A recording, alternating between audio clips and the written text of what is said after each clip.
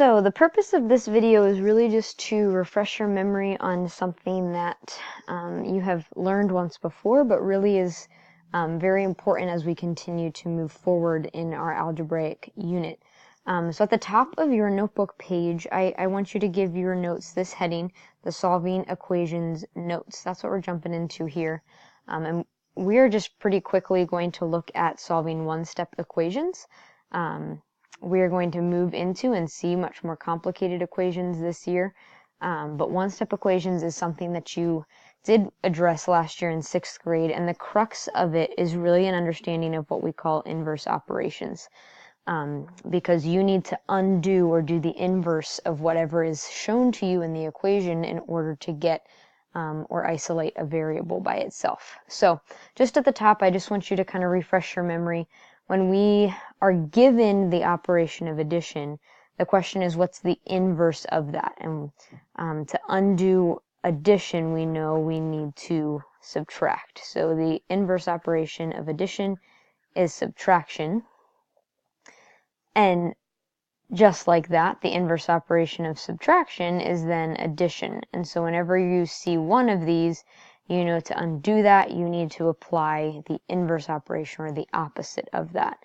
And then really, if you see multiplication, in order to undo multiplication, we know that inverse operation is division. And if you're seeing division, and I think that biggest difference this year is that division really is represented, and you will see it as a fraction. So you might see x divided by 2 like this. So this is how we represent division as we move forward in algebra. And to undo that, we need to use multiplication. So no more are you really going to see this division sign like you were taught. Just because it gets messier. This fraction way is really just the simplest way to write division. So that's your clue. You see this fraction bar, you need to multiply. So I got a couple just notes here. You don't need to write all of these out in full detail, but really this example walks us through the process of how to solve a one-step equation. I do want you to write these steps down. I think those are the notes that you need to take. So step number 1 that you should be writing is to isolate the variable. The goal of solving any equation is to get the variable by itself, to know what that variable equals.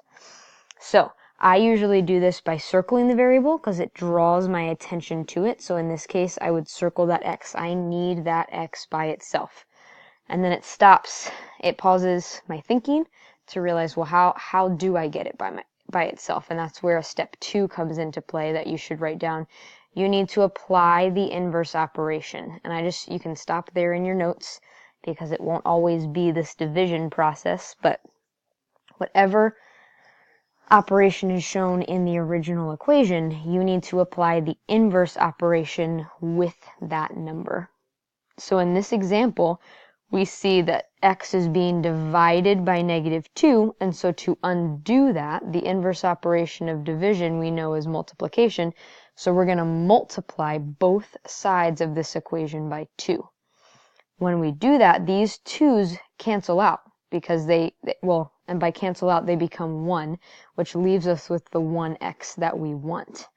But then we also need to multiply the other side of the equation by 2, which is how we arrive at this conclusion that x equals 36. The best part about solving equations is that you can always apply what they say this third step is, which is to check your answer. So let's write that down as step 3. You can always, always, always substitute your answer back into the original equation just to make sure you are correct. Even if it's just a sign issue, because we're going to see some examples with positive and negative numbers again because we're in 7th grade. You can plug this number just like they did here back in. They put 36 up here for x, so it would be 36 divided by 2, and that equals 18. So yes, this is correct. 36 is the correct answer. So I have a couple examples here, just 4 that we're going to do together, and then I'm going to have you try a couple on your own. So if you look here at example number 1, if you can write this down in your notes, we see x minus 9 equals 12. So following the steps we wrote, we're going to isolate the variable. I know some of you maybe learned to draw a line down to separate your two sides, just to, again, keep you organized. That's how I do it as well, just like to draw a line down so that I see the two sides that I'm trying to work with. I see that the number or the operation that I'm trying to undo is subtraction, and as we referenced on the first page, we undo that with addition. So I'm going to add 9, because 9 plus 9 is 0, which will leave me just with my x. But because I put that 9 there, I need to put it over here, which tells me that x equals 21. You can plug that back into your original equation, 21 minus 9, that equals 12. Check, that is correct. So that's step 1, 2, and 3 kind of on steroids there. So let's try another example. Give you a second to write it down. This is 5 times x equals 60. So again, applying our steps, we're going to isolate the variable. I'm going to circle it just so my eyes are drawn to it. I'm going to draw that line down just so I see the two sides. And I see that the operation taking place is multiplication. So the inverse of that is division. I'm going to divide, and I'm going to use the fraction bar here as well to represent division. I'm going to divide this by 5. Because 5 divided by 5 is 1, which is what I want. I just want a 1 with my x. But that means I have to do that over here as well. Divide by 5, and so that tells me that x equals 12.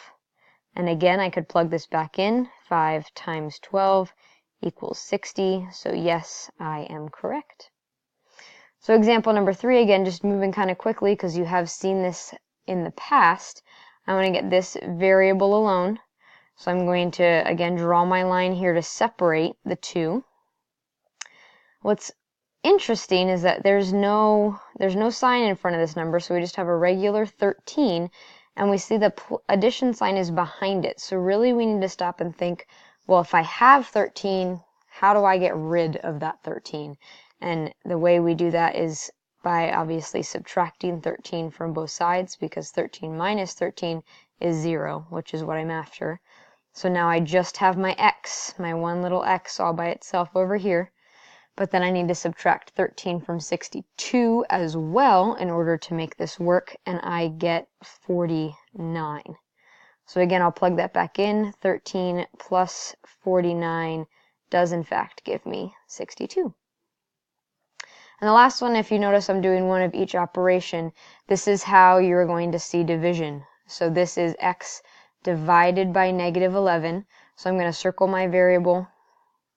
And I know that the inverse operation of division is multiplication. I also need to recall my integer operation rules here, because this is a negative 11, and I want this to end up as a positive x.